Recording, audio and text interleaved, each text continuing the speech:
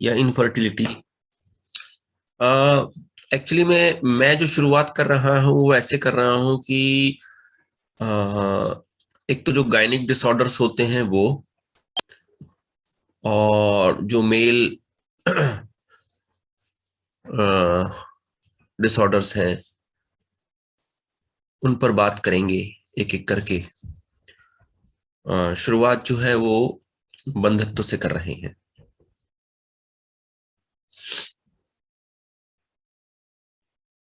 बंधत्व, सबसे पहले स्त्री बंधत्व की बात कर रहे हैं।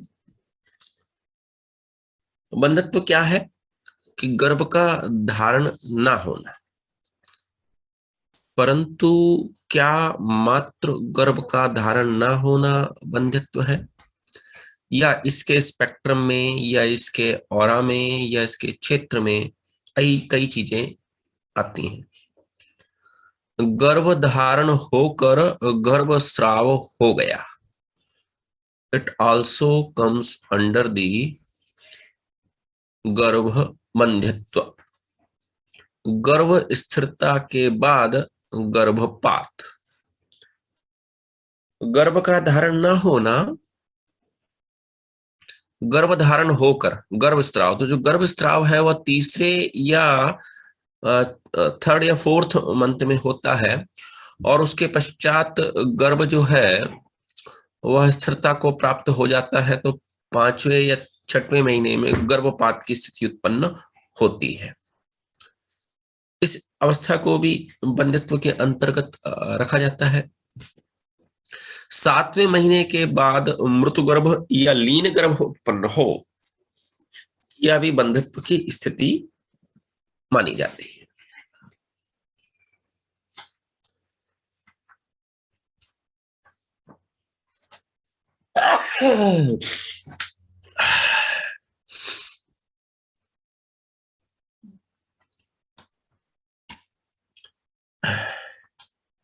एक बार गर्भधारण होने के बाद पुनः गर्भधारण ना होना, या एक बार कंसेप्शन हुआ और फिर उसके बाद लेडी जो है वो कभी जिंदगी में कंसेप्शन धारण नहीं कर पाई, तो इस अवस्था को भी हम बंधत्व की स्थिति में रखते हैं। इतनी बात समझ में आ गई आपको? हाँ जी। ठीक। अब उसके पश्चात क्या कारण हो सकता है इसका, है ना? तो चरक चिकित्सा अगर हम 30वां अध्याय देखें तो वहां पर महर्षि चरक कहते हैं, ना ही वाताद रुते योनि नारीणाम संप्रदुष्यति। सर्व जो योनि रोग होते हैं उनमें जो दोष होता है वह प्रकोपित वात होता है, यानी कि बिना वात के किसी स्त्री को कोई योनि रोग हो ऐसा संभव नहीं है। तो इस बात को जब हमने क्रॉस चेक किया या क्रॉस नोटिफाई किया तो हमने वात प्रकोप के लक्षण देखे, और वात प्रकोप के लक्षण में आप देखेंगे कि रेड जो अक्षरों में एक वर्ड लिखा हुआ है, गर्भ शुक्र रजोनाशः। तो क्या होता है कि जो बीज है, बीज क्या है? स्पर्म एंड ओवम, शुक्र और रज। इवन तो गर्भ का भी नाश हो जाता है, शुक्र का भी नाश हो जाता है, और रज का भी नाश हो जाता है। यह तीनों का कारण वात का प्रकोप है। तो चरक चिकित्सा अध्याय 30 में जो कि योनि व्यापद है, इस योनि व्यापद अध्याय में जहां चरक कहते हैं कि बिना वात के किसी भी नारी को योनि रोग नहीं हो सकता, इस बात को क्रॉस कंफर्म या नोटिफाई किया 28वें अध्याय में, जहां पर उन्होंने लिखा कि प्रकोपित वात का कार्य है गर्भ शुक्र रजो नाशा।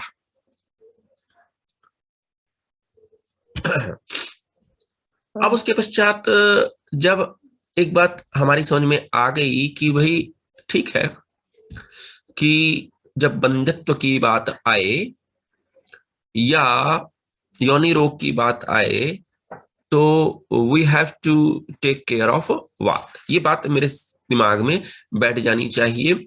और जो विभिन्न प्रकार की परिभाषाएं थी उसके अंतर्गत उस ब्रॉड स्पेक्ट्रम में हमें बंधत्व को ले लेना चाहिए।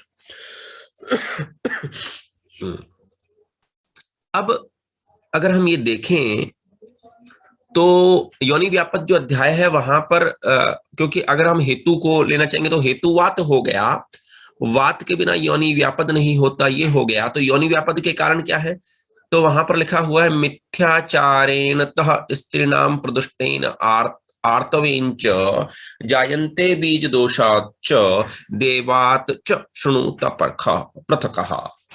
यानी कि यदि कोई स्त्री क्या कर रही है, मिथ्या आहार विहार कर रही है, तो जो 20 प्रकार के योनि व्यापद हैं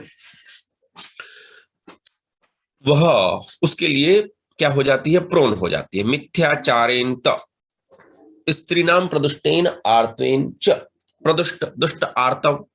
और एक तीसरा कारण और बताया उन्होंने कि जायन्ते बीज दोषात् च, यानी कि आपका बीज में जेनेटिकली जो है there is something wrong, that's why you have व्यापद। तो योनि व्यापद के 3 कारण मिथ्याचारेण तः स्त्रीणाम प्रदुष्टेन आर्तवेन च, मिथ्या आहार विहार, दुष्ट आर्तव और दुष्ट बीज या बीज दोष। बीज दोषाच दैवात मतलब दैव कर्म से, यानी कि जो पूर्व में किए गए कर्म थे उससे जो बीज दोष उत्पन्न हुआ उससे जो है वो योनि व्यापद हो जाता है। अब जो 20 प्रकार के जो योनि व्यापद हैं उनमें से कौन से ऐसे व्यापद हैं जो कि बंध्यत्व को उत्पन्न करते हैं, तो उनमें से मुख्यतः 4 व्यापद मैं ये देखता हूं जो कि सीधा सीधा जो है वो रिलेट करते हैं। प्रत्येक 20 प्रकार का जो योनि व्यापद है वह सक्षम है बंध्यत्व को उत्पन्न करने में, इसमें कोई दो राय वाली बात नहीं है, ये कह चुके हैं। परंतु जहां पर हम डायरेक्ट रेफरेंस पाते हैं तो वहां पर पुत्रग्नि योनि व्यापद, विकृत वायु से पुत्र का नाश हो जाना या गर्भ का नाश हो जाना, सूचीमुखी योनि व्यापद, माता के आहार विहार से विकृत वायु जो होती है वो बालक की योनि में भी और स्त्री की योनि में भी, अगर वो स्त्री है तो स्त्री की योनि या बालक की योनि में भी सूची मुक्ता को उत्पन्न कर सकती है। वामिनी योनि व्यापद, इस प्रकार के योनि व्यापद में क्या होता है कि जो स्त्री होती है वो 5वें या 7वें दिन जो होती है वो वेदना के साथ शुक्र को बाहर फेंक देती है। और जो षंडी योनि व्यापद है यह जो है वो बीज दोष के कारण उत्पन्न होने वाला योनि व्यापद है। इनके बारे में चर्चा करनी है, परंतु अभी हम रेफरेंस के तौर पे, क्योंकि मुख्य विषय योनि व्यापद नहीं है बंध्यत्व है, तो हम इन 4 को अभी सिर्फ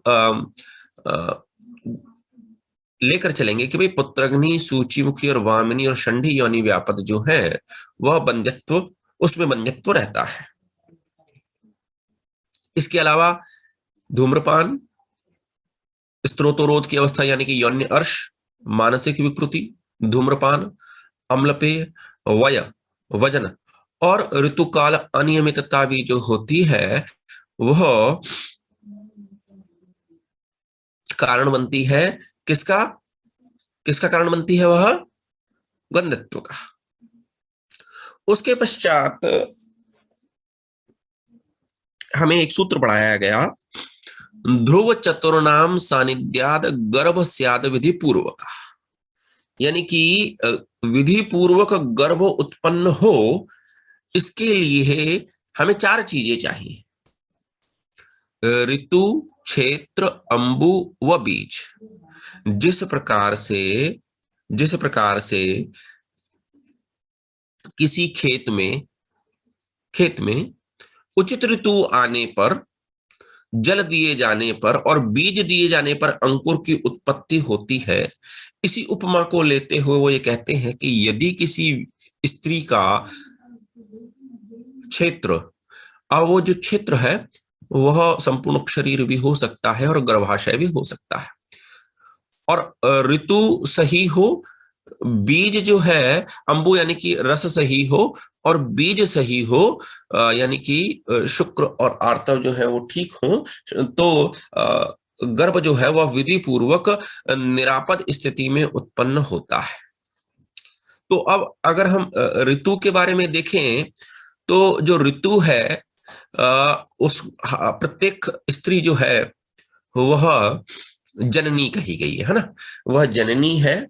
पृथ्वी भी स्त्रीलिंग है और जो क्योंकि उसमें क्या है कि वह उत्पन्न करने की क्षमता, वो जनन करने की क्षमता रखती है, इसलिए स्त्री को भी जननी कहा जाता है। अब उसमें क्या है कि हम ये देख रहे हैं कि जो ऋतु है उसको 3 भागों में हमने बांट दिया कि रजः स्राव काल है, ओ मर गए, सॉरी,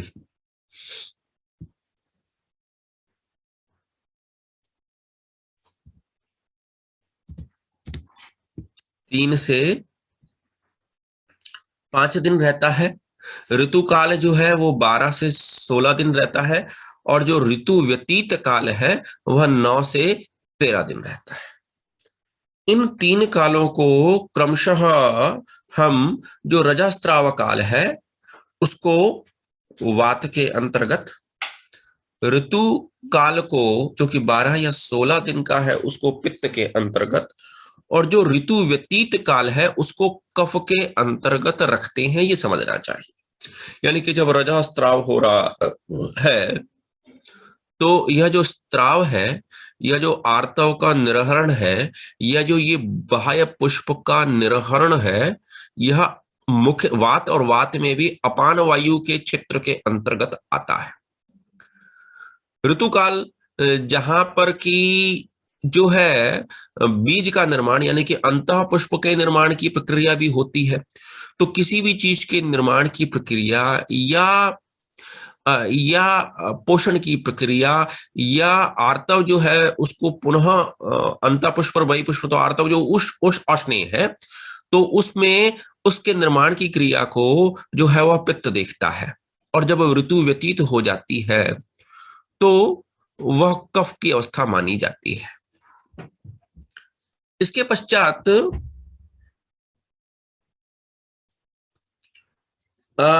वामिनी, जैसे कि मैंने आपको बताया था कि 5वें या 7वें दिन जो है वो दुष्ट शुक्र को रक्त के साथ बाहर फेंक देती है। असृजा, परिप्लुता, उपप्लुता, उपप्लुता और अतिचरना नाम के जो योनि व्यापद हैं उनमें जो है वह आर्तव विकृति या ऋतु विकृति पाई जाती है।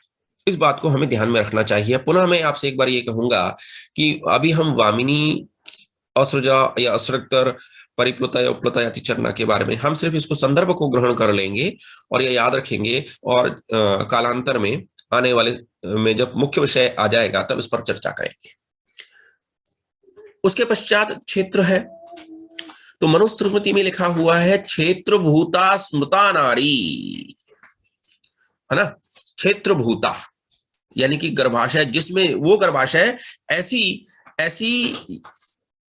स्त्री को स्त्री इसलिए कहा जाता है कि वो गर्भ का धारण कर सकती है, उसमें गर्भाशय है, वो क्षेत्र है, और वो क्षेत्र कैसा होना चाहिए, उपजाऊ होना चाहिए। क्षेत्र भूता स्मृता नारी मनुस्मृति में कहा गया है। गर्भाशय प्लस त्रय आवर्ता योनि, इसको थोड़ा सा रेक्टिफाई किया गया है कि मात्र गर्भाशय को न लेकर जो त्रिआवर्ता योनि है, क्योंकि योनि जो है इसमें 3 आवर्त होते हैं, उसको भी ग्रहण किया गया है क्षेत्र के अंतर्गत। इस क्षेत्र के अंतर्गत क्या है कि हमें 2 प्रकार के लक्षण जो है वो दिखाई देंगे यदि स्त्री जो है उसके क्षेत्र में कोई विकृति है या विकार है। सार्वदेहिक विकार, पांडु और राजक्ष्मा, स्थौल्य व प्रमेह, जो कि स्त्री के क्षेत्र में विकृति या विकार उत्पन्न कर अंततः बंधत्व को उत्पन्न कर सकते हैं। और पांडु, राजक्ष्मा, स्थौल्य और प्रमेह, इनको भी 2 कैटेगरी में मैंने डिवाइड कर दिया गया है कि एक स्थिति तो ऐसी है कि संतर्पण जन्य स्थिति में जैसे कि स्थौल्य और राजयक्ष्मा, और अपतर्पण जन्य स्थिति जैसे कि पांडु और राजयक्ष्मा भी क्षेत्र में विकृति आ सकती है। तो उसके आधार पर हमें देखना पड़ेगा कि भाई क्षेत्र विकृत हुआ सार्वदेहिक लक्षण की वजह से, किस व्याधि की वजह से। अगर वो संतर्पजनात्मक है तो मुझे अपतर्पण चिकित्सा को लेना पड़ेगा, और यदि पांडु राजयक्ष्मा के कारण हुआ है तो मुझे संतर्पणात्मक चिकित्सा करनी पड़ेगी। यह मुझे जो है अपने ध्यान में बात रखनी चाहिए। उसके पश्चात अगर स्थानिक है तो अंतर्मुखी, सूचीमुखी, महायोनि, ग्रंथि और अर्बुद। यानी कि जब आप यूएसजी कराएंगे या विभिन्न प्रकार के आधुनिक यंत्रों के द्वारा गर्भ का परीक्षण, गर्भाशय का या क्षेत्र का परीक्षण कराएंगे, तो आपको निम्न प्रकार के जो व्यापद है वह मिल सकते हैं, जो कि चरक के द्वारा 20 योनि व्यापद में जिनका अंतर्भाव कर लिया गया है।